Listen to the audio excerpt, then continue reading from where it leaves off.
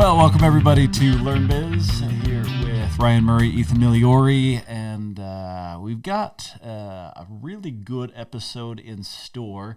But we're gonna kind of take it as it comes a little bit. So what we did is last week, you and I actually attended a training. Strategy Guidemap was the training. If you're seeing the video, you can check out the book that I'm holding up. But if you're not seeing the video, so this is Strategy Guidemap. You can check it out, strategyguidemap.com. Alan Christensen was the facilitator and the creator of this training. So both you and I know Alan. We actually go back number of years. A few years. Just because he's been involved with so many entrepreneurial efforts. Right. Does a lot of economic gardening. I've used him for some market research projects that I've done, for some different trainings that he's been involved in. I've referred him out to other organizations that have looked for some trainings and good quality trainings. But the interesting thing is, so I knew he was working on something. When I went to this particular training, now I'm not a huge fan of like saying this is my number one training, my number two, my number three, because different trainings meet different needs. Right. If I were to put a hierarchy to it, it's definitely in the top 10 trainings of all time that I've ever gone to. And I do a lot of these. Yeah. Like I have sat through a lot of trainings all across the United States, and seen some really great presenters, seen some really great content. Definitely would put this in the top 10, but I'm actually going to categorize it this way. Instead of putting it in the top 10, I'm going to put it as this is to me just a absolute must do for any small business. And that's why, so when we got out of that training, I was pretty blown away because, so he corrected some mistakes that I've been making. And that's what kind of blew me away, because a lot of trainings I'll go to and you get some good tips and tricks and you're like, oh, hey, I could do better at that. But where he just came in and completely paradigm shifted some of my thinking around strategy specifically. Oh, yeah. Well, and I love when he was first telling me about as he was developing some of this, and I love the fact that so many trainings nowadays are based around, which we do a lot in a lot of Learn Biz and Growth by the Numbers, and the stuff you're producing are based around marketing and finance, because those are really needed, but they're probably the most in demand. Yeah. Right? Everyone thinks marketing is going to fix my problems, or I need to better understand finances because I need to deal with growing my business and balance sheets and getting loans or investors. And so we see that in social media a lot. So when he said, hey, look, I have one that I've been working on that's focused on strategy because not enough businesses get it and understand it. Right. I thought, all right, he's on to something, and this could be really, really good. And it was fantastic. Well, so an interesting thing for anyone who's tuning into this episode, one of the reasons why I put this training so high up and put it in the category of literally, if you own a small business, you should do this training. Yes. I can't think of a single exception where I'd be like, it might be good for certain industries. Like literally, if you own a small business, you should do this training. But one of the you and or your team. I'm going to put team because we find you had anyways, some businesses that were there had some team and it was more profitable for them versus the one person that has to remember everything and now try to portray their understanding back to a team. So I'm like, this would be fantastic for the core group of your organization. Well, yeah, and when I went to the training, I was there with a couple members of, so the company is Dustless Technologies, and I hold a management position in that company. And so I was there with that company, kind of coaching a couple members of that team on some of the strategy and whatnot. But after going to that, I actually came back to the full management team of Dustless Technologies, and I said, look, we need to actually have him come in and do some in-person directly with us as a management team. It was that good. And one of the reasons, and I really want to get this out there so that the listeners know why, it's not that it resonated with me that made it that good. It did resonate with me, but what made it so good is for the last probably 10 or 15 years, Alan has been doing market research for small businesses. Yeah. And he's been doing all sorts of like heat mapping. He's been doing target marketing. He's been doing looking at expanding whether you should grow your market or grow your product or different things. And I want to talk about that a little bit. That was a good one in the training, right? Yes, it was. And so the thing that was so interesting is he took the data from, so they would prepare these reports. They'd put together a ton of data, give it to the small businesses, and then he got to help them implement that information and really grow their business. And that's where the core of this training came from, is he started seeing, oh, okay, this is what the data is saying. This is how businesses are reacting to actual data. This isn't opinionated. Right. It's very soundly founded in analytics.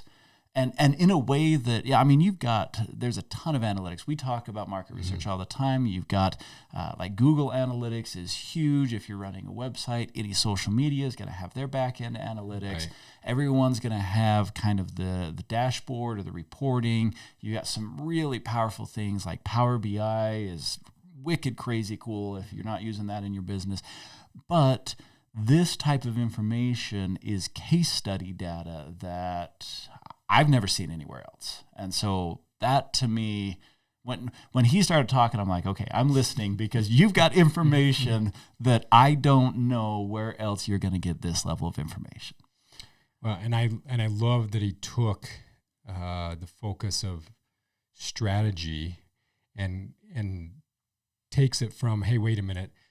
When I use the word strategy, and he asked that at the beginning, what is strategy? And some answers came out, and they were kind of warm, but they weren't accurate. And that was really eye-opening to me to understand that we've convoluted strategy and goals and strategic planning. Yeah, strategic plan, to find out that we've just made this hodgepodge of things and call it strategy when it really isn't. Mm-hmm. And as he started breaking it out and saying, okay, look, let's talk about strategy, then we'll understand goals and milestones, and then we'll understand tactics. And it was, you're just like, oh, so yeah. To me, that was my first eye opener, because he flat out said everyone's doing strategic planning wrong. Mm-hmm. And I thought, I'm like, okay, I've been in strategic planning sessions where I've been leading them. I've been in strategic planning sessions where I'm part of the team that's leading them. I've been in strategic planning sessions where I'm the consultant observing. Yeah. So I've had opportunity to see strategic planning. And when he said everyone's doing it wrong, and I thought to myself, okay, that's a bold claim. And then he starts picking it apart, and I'm just like, oh yeah, yeah. And I saw where things fell apart, the disconnect between strategy and goals and buy-in from the team and clear direction. And so I want to pull this was something taken from, so we're going to be cheating a little bit. Well, but here, before you go into that, here's the one thing another piece about this training I loved. Some trainings you go to and it just feels like you're being fed by a fire hose, and it's almost overwhelming. Yeah. And this one, the nice thing about it is I'm still need to digest some stuff from it, but it felt like I was just drinking from a normal hose that was on a little bit high. Does that make sense? I didn't feel overwhelmed by it, even though I felt like I was getting more than I needed. So I do need some time to digest it, but I wasn't just knocked over and just trying to, drowning because there was so much. Okay, I'm going to put that into perspective. We'll get to this in just 1 second. I've got some stuff that I want to cover, but I'm going to put that into my perspective real quick. So the first time that I took a Google Analytics training to understand how to digest Google Analytics, I felt like I had that fire hose scenario that you're referring to, because it was looking at all of the different ways that you can interpret the data and how you can organize the data and layer the data. And it wasn't that at any point I was overwhelmed with the individual point. It was that I started getting lost in all of the nuances. And it's like, and then do this and this and that. Okay, now wait a second. Where did you get those numbers from? Because you've thrown so many numbers at me. But the interesting thing about this training that Alan did last week, I don't remember the last time that my wheels were spinning so much in the I'm sitting there and he would give a simple concept and I'm like, I totally follow the concept. It wasn't overwhelming. It wasn't the fire hose. Yeah. But it got my wheels spinning to the point that for the next 15 minutes, and he said this, it cracked me up. In the training, he said, so what's going to happen is you're going to start thinking and then you'll kind of zone out of what I'm saying because you're thinking so much. And I did. I'm like putting my own notes down and jotting things down. And then I look up, I'm like, oh, crap. I'm lost. Okay, let's jump back in. I'm turning to my neighbor. Hey, what were we talking about? So yeah, it wasn't the fire hose, but man, I got to the point that I had digested so much that I'm like, okay, I got to implement a few things, and some things I literally, if you can see my book, I just put some sticky notes of get back to this because there was no way that my brain was so saturated that I'm like, okay, some of these things I just need to return to at a little bit later date and time.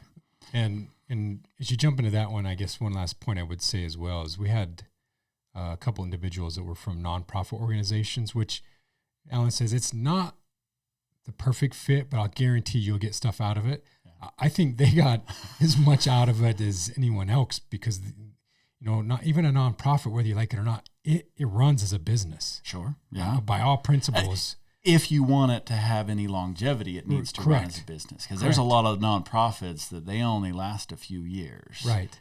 And so it was crazy that some of the individuals from those nonprofits, they were asking more, if not pertinent questions than even some that were there from businesses. Yeah. No, it was good. Okay. So a key point that he had when we're talking about what strategy is, and he made this comment. He said, I want you to write down what strategy is. And we wrote it down in our book. And he said, when I do this, about 80% of the room is unable to give any sort of clear definition. They give kind of some buzzwords. Right. Or sound bites of, strategy is just where we have clear, aptitude. Strategy is goals and how to implement them. Yeah, and it wasn't really, and he gave some examples of some common things that people say, and he's like, but what about this? What about this? And so he said, he's like, an easier way to understand strategy is to start with what it is not. And which was very powerful. And so I'm going to put down the 3 key things that he put: that strategy is not opportunistic, strategy is not tactics, strategy is not planning. And that... And we had to describe opportunistic because... Okay, go ahead. Because that one was really fascinating because he was sharing his insight on that one. I was like, oh... This is like 95% of the businesses. Right. The percentage has got to be really high. And opportunistic is basically saying, hey, look, I'm running my sales and my operations based off of whatever the opportunities that I see. Mm-hmm. I shift and I take advantage of the opportunity, right? Mm-hmm. I'm looking for the next big opportunity, right? So I'm not growing my business based off of strategy. I'm basing it off of the opportunities that are provided to me. So I'm going to use the example that he gave, and it resonated with me. So he gave the rock climbing example. I don't know if you remember that, but he gave the rock climbing example, and he said, opportunistic is where I just start climbing and I just hope that there's another handhold. But if I get to the, I'm up on the cliff and I run out of handholds because I run out of opportunities, but I'm already up on the cliff and I can't make it to the top. He also used some backpacking examples. Right. But I thought of the rock climbing one, and to me, wow, that was powerful because So I do a lot of outdoor adventuring, and one of the main things that I will do is make sure that whatever route we start on, you have a start and a finish, because otherwise it's life-threatening. And so when he's talking about that, I'm like, okay, it's not life-threatening, but it's business-threatening. Yeah. Because a lot of people, they'll start out and they'll get on these routes. I do a lot of rappelling, a lot of canyoneering, a lot of exploring. And if you get down into an area, and one of the things that we call it's called getting cliffed out, and you'll rappel down into an area that you cannot get out of, and you either are rescued or you die. And those are your two options at that point. And I'm like, okay, so the business at this point is either rescued or they die. Yeah. And that's the danger of opportunistic businesses, where they're like, oh, look, here's a handhold, here's another handhold, here's another handhold. And then they start getting up, and they're high enough up that it's risky, but they just run out of opportunities. And they haven't actually mapped a strategic course to the top. Right. So that was really cool to me. And the other thing that I want to talk about with opportunistic is when he started relating some examples of, remember Joe the Excavator? Yeah. So the example that he gives is he's like, Joe the Excavator has an excavation business. It's growing. He wants to expand. He has a girlfriend that lives in a city about 20 minutes away. And so he decides that he's going to expand into the city where his girlfriend is, because he's already spending a lot of time in that area. That's opportunistic. Strategic would be looking and seeing, okay, what are the strengths of my business? How can I capitalize on those strengths? What cities make sense for where I need to be? And I looked at that and I'm just like, ooh, how many times has a great opportunity come along and I'm looking at it and saying, okay, got to grab the opportunity. And you end up being non-strategic because you're grabbing opportunities. And we've all been taught, take the opportunity, seize the opportunity. And I love that he was really clear that if we're only taking advantage of opportunities, the problem with that is that opportunity might start taking you down the path. Like, when you talk about the climbing, where all of a sudden it takes me down the path where it actually is the demise of my business. Yeah. Because I'm focused on the opportunity, not actually the big picture growth of my organization. Yeah. Well, and this is another key thing to understand. So you can take advantage of opportunities and be strategic. But if you put strategy first, you'll still have opportunities. Correct. If you put opportunity first, it will limit your strategy. Yeah. To the point that it could be detrimental. It could be the demise. It often is. This isn't a rare exception. Right. This is actually more often than not, those opportunities will lead you in the wrong direction. Yeah. And that was very powerful. Some of the exercises that we did where he demonstrated, and I mean, that's kind of hard. I'm not going to talk through that on the episode. Take the training. It's great training. Yeah. So we know that strategy is not opportunities, it's not tactics, and it's not planning, which is a lot of times is what we call strategic planning, right? Well, let's talk briefly. I mean, we talked opportunistic. Let's talk tactics and planning. Interesting thing, my book, Startup Marketing, I've got a whole chapter that talks about the difference between strategy and tactics. So for me, that was second nature, understanding that, okay, tactics are much more short-term, strategy is long-term, strategy has more vision. Right. So I don't know that, unless you have anything you want to talk about tactics. But tactics are pretty straightforward when you think about, how I'm going to achieve that, what steps I'm going to take, what do I need to implement. So that one I think is the most straightforward. I do want to say this, and in my experience of working with businesses, business owners oftentimes confuse what they're doing for strategy when they're doing tactics. And for whatever reason, I've had such a hard time showing them otherwise. It's like they get into the scenario where every business owner thinks they're strategic. Every business owner thinks they're strategic.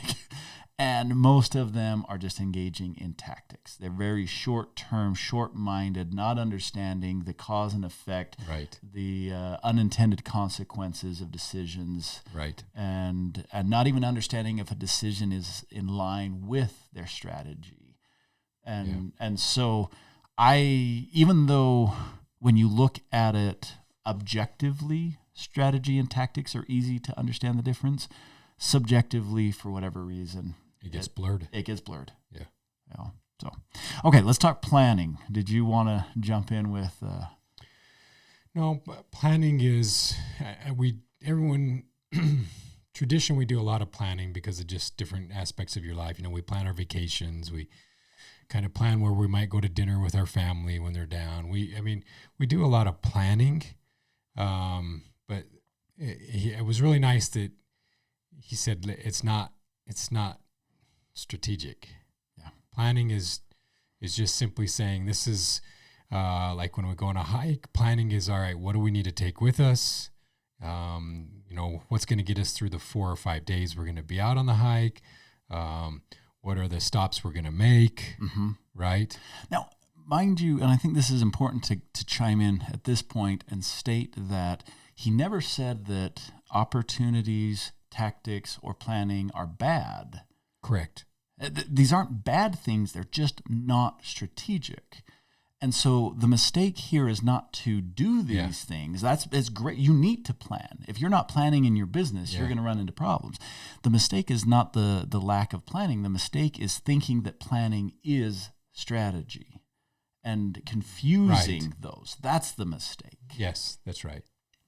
Yeah. So, anyways, so tactic and planning for me were pretty straightforward. It was the point when he started talking about, opportunities as they present themselves, that too often we get so caught up in taking advantage of those and think that's our strategy, but it just taking advantage of opportunities doesn't actually get us to where we want to be. Yeah. So then once he kind of cleared out and said, okay, that's what strategy is not, he talked about what strategy is, and there were two big things. Strategy is directional and strategy is informed. Yeah. And he put a caveat on informed, and I don't think I put that note down. Shame on me. Do you remember? Because it wasn't just to be informed. It was how. It's being informed is that we are using good data and information to get us to where we want to go. Okay. So, for instance, and he didn't use this in his example, even though I was thinking about it, is, if you know anything about flying airplanes, things like that, it's being informed, right? So when I take off, I have so much information. Hey, there's a storm here. You need to fly at this level here. Don't go below this level. The mountains are this high, right? If I have all the information, I can get from point A in my flight to point B in my flight. But if I don't have any information, right, I kind of have to make my best guess. And okay, wait, there's a mountain. Well, how high do I need to get? Oh, wait a minute. If I get too high, does this little plane have enough oxygen because it gets thinner, right? Yeah. So having information means that now when I go from point A to point B, I know exactly what I need to do to get there. I have good data. So you reminded me of what I was trying to get at, and I said I didn't jot it down, so thank you for that. When he talked about being informed, and he had a great tagline for it. Maybe I'll have to reach out to him and get that tagline. But the information needs to come from outside sources, not Correct. just your own opinion. And I don't remember how he phrased it, but it was critical. So using the airplane example that you're talking about, you don't just look out the window and determine what the weather is. That's right. Especially think about it. If I'm doing a multi-state flight, it's beautiful right here today. Absolutely beautiful. Yeah. But you know what? On the other side of those mountains could be ugly. Right? Totally different. And if I'm informed, I know that before I even leave so that I'm prepared to weather that storm, what altitude I need to be, et cetera, whether to go around it.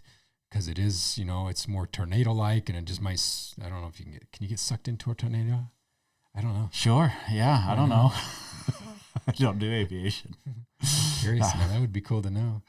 But yeah, so when you're getting informed, think about this in your business. Where's your information coming from? If it's all internal, now it doesn't mean that internal information is bad, because you got to have your financials, you got to have your management team, you've got to have your reports and your dashboards, and those are all internal.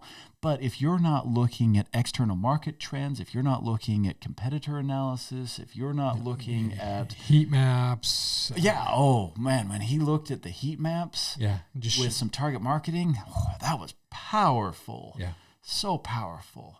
Yeah, and most people don't even know about it. So if you don't know what heat maps are, please just do a quick, GIS type search with heat maps to kind of help you understand it, because there is good data. Here's the thing, and so people, I find that people in business are familiar with heat maps, and the concept is easy to understand. They don't use them. They don't know how to use them. Right. And that's where, when he was talking about strategy, because he gave this example, he took a map that was opportunistic and he took a map that was strategic. And he showed the difference of how to grow a business. It was so powerful. It was amazingly powerful, because, so again, going back to, we haven't talked too much on this, directional. It was target market based. It had a clear direction, and it was informed. It combined those two things. It became strategic. And this was not a hypothetical. This was a business that they had done work with. Right. And they showed the difference of what it did for this business when they were opportunistic and they got very little results. They couldn't grow. They had kind of maxed out their market. Right. And the funny thing is they were successful, but they couldn't grow. And then they introduced strategy. And as soon as they introduced strategy, it just exploded into these new market opportunities. Yeah. And I, on the directional as well. I'm going to be looking up another thing while you're talking. And you might cover this one as well. As I like on the directional that, and going back to your rock climbing example, that if I've ran out of opportunities and I'm like, okay, I got to start using strategy. Some of my strategy might be, look, I've got to go back down 4 or 5 holds to shift over to climb up this next section, right? I might, directional sometimes is intentional, where we are actually going back down to get back up. Yeah. And a lot of people hate that. Unfortunately, that is what is required sometimes when you are going to shift. So I want to get to that, but first I'm just going to mention it was the ANSOF matrix. ANSOFF is the guy's name.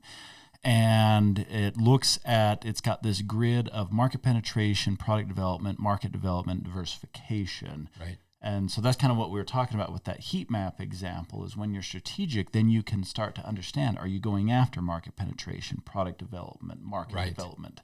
And you can know what to go after and how to go after. So then jumping back to one of the things that you were talking about, so there were rules of winning for your strategy. Once you clearly have a strategy, then there are some obvious rules of where you're going to win, where you're going to lose, and you just start playing by the rules, you're going to win. And it was crazy. He talked about commoditization versus niche markets. Depends on where you live. Yeah. And so, but then he talked about this idea of the other side of the spectrum is your gold rush versus your death valley. Right. And how too many businesses fall into Death Valley. Death Valley is low volume and low margin. Yes, I see. We had to clarify what that is. Yeah, the Death Valley just means I don't make any money and I'm not selling much.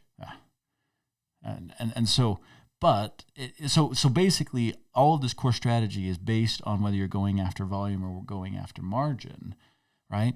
And the funny thing, and this, man, this was resonant. This got my wheels turning a ton in the training. So I worked with a lot of businesses, and every small business is just talking about margin. They're like, you got to be on the margin. You got to be on the margin. And I'm like, so that's interesting. If your strategy is a margin, then there are rules for winning where Right. basically you have to have continuous innovation, you have to differentiate, and you have to leverage barriers to entry. If you fail to do those three things, you're not on the margin. Yeah. Period. Yeah. Like that's where it's at. And so I'll see these businesses that they think they're going to get on the margin by pricing. And no, You can't. no, It doesn't work. And pricing is always an indication that you're a commodity. Yeah. And so if they move pricing up and it just pulls volume down, it pulls them into Death Valley. It just moves them along That's that right. spectrum. It's so predictable. And that's what's powerful about strategy is predictable. If I know the route that I'm on, then it's very predictable how to get to my destination. If I'm trying to drive to Austin, Texas, and I see a route, it's very predictable. I can calculate how long it's going to take me to get there, what rest stops I need to take, right. And that's strategic. Where I need to stop to get gas because that's what I think I love about the whole directional thing is that you're looking specifically at, all right, going back to your hands-off matrix, that when I am directional, I know, okay, wait a minute, I am going to develop a product. That's what we need right now at this point in time to grow my business, right? Mm-hmm. Versus, wait a minute, we have great products.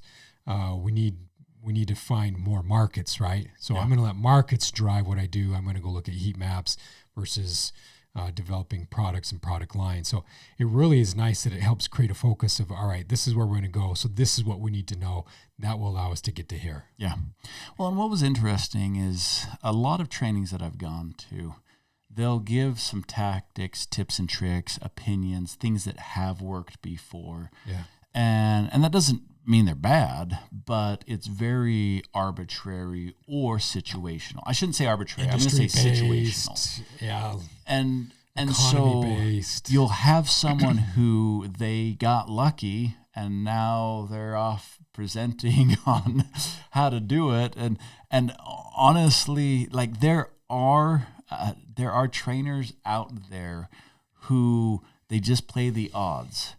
They say, look, if you present to enough people, if you consult enough people, as long as they're paying this amount of money, it doesn't matter if 60% of them fail because 40% of them win. Right. And you can still have a consulting business. Right. And unfortunately, that's real. And so a lot of consultants, I consider it unethical, where, I have no problem with taking risk and saying, okay, look, you've only got a 40% chance of success here, but be upfront about it. But they're like, no, this works for everyone. And then the ones it doesn't work for, they just kind of brush them off to the sides and talk about the success stories, right? Yeah. But the thing that was so powerful about this is like, these are the rules, period. It's not situational. It's saying, once you have the strategy, once you know where your direction is going, then it's just a question of implementing this. And if you're not implementing this, you will fail once your opportunities dry up. Yeah. Well, and that's what's was so clear. And that's why I love when I talk about, it's just drinking from a normal hose, maybe on a little bit high, is that when he's going through that and he says, okay, look, we're going to talk about strategy. Now we're going to help you understand core strategy so that you understand what quadrant you're playing in so you know what rules to apply, right? Yeah. So it's really nice that he just, the training walks right through each step as you're going through it so that you're connecting all those dots as you're going through this one to say, okay, great. Literally, so when he talks about it's a guide map, it's the book that he gives out, that he walks you through. Is fantastic in creating that guide map for you as you go through it. Matter of fact, it's kind of funny in the beginning. He's like, everyone who has no paper on your table, throw it away. You have to put everything in the book. It has to be in the book, right? Uh-huh. We build the guide map through the book that I've designed, which is really nice because he has place for notes, but my thoughts are put in there. He helps me, so I'm going through strategy. It's laid out fantastic. It is laid out fantastic. And I think, so for me, I'm going to wrap it up there. It was a half-day training that we sat through. Yeah, and that's what's nice. It's 4 hours. Yeah, but there's no way that we're going to cover everything in this podcast. First off, Right. Alan spent over a decade refining this, and so he really is the expert and the master on that. But secondly, 4 hours put together. So I'm going to leave it with this takeaway that, and I've been saying this, but I want to sum it up. And that is, if you are being opportunistic, you're not being strategic. And you need to start being strategic. And part of being strategic is understanding the rules of winning. And once you know the rules of winning, start playing by those rules and you'll start winning. Like there's so many small businesses out there that they're constantly bouncing from this to that to this to that and trying to figure things out and struggling so much. And I'm like, this simplifies it down to, look, if you want to be successful, you have to have a strategy. Yeah. Stop being opportunistic. And once you have that strategy, follow the rules for your strategy, which are laid out pretty clearly. Again, strategicguidemap.com. He's got a blog on there, so you can read up on some of this stuff. But yeah, it was great. I wanted to dedicate a full episode to it just because the training was that good. We are not getting. I paid to go to that training, so I'm not getting any kickback from Alan here. And so, it just really was that good that absolutely recommend it truly is for any business owner out there. It's well worth reaching out to Alan, finding out when his next training is, or try to set something up with him. I know that he had mentioned that he's working on a version where it can be a little bit more remote because he's having people ask from different places in the nation, the country, because he has quite a bit of following with stuff that he does, and it's too hard for him to get around. Sure. So I know, which is really cool that he's trying to find other ways to deliver this one, because the content is just fantastic. And I don't care how smart you think you are as a business owner. You will walk away just shaking your head like, wow, I wish I knew this 20 years ago. That's how I felt. I'm like, okay, I have an MBA in entrepreneurship. I was a business consultant for over a decade. I've worked with hundreds of businesses. I developed my own trainings. Yeah. And I honestly kind of went into the training like, Alan has good stuff. It's good to sharpen this saw was kind of my attitude. Yeah. And within the first 20 minutes, I'm like, I feel stupid. I need to go say sorry to everyone that I just gave bad information to. It's funny because Alan said the same thing about he wish he would have made some of the connections on, instead of talking people through marketing plans and other things. He says, I wish we would have been talking strategy, because the strategy will help them in the long run. Marketing, social media, financials, they're good, but sometimes they're too much of a short-term Band-Aid. Yeah. And you gotta get it fixed. And I'll tell you, I personally have never sat in a strategic planning meeting that, after learning this, was actually strategic. And so if you think your strategic planning has strategy in it, chances are it doesn't. And just be okay with that. Like, don't beat yourself up over it, and don't think, okay, he's coming to tell me I'm doing everything wrong. I'm like, no. It's just course correcting. It's just fine tuning, and wow, it makes a difference. Very impactful. Yeah. Okay. With that, thanks so much for tuning in. Hope you enjoyed this episode. If any of you do end up taking that training, we'd love to hear how it goes. You can reach us, Ryan@learnbiz.co, Ethan@learnbiz.co. And we will catch you next time.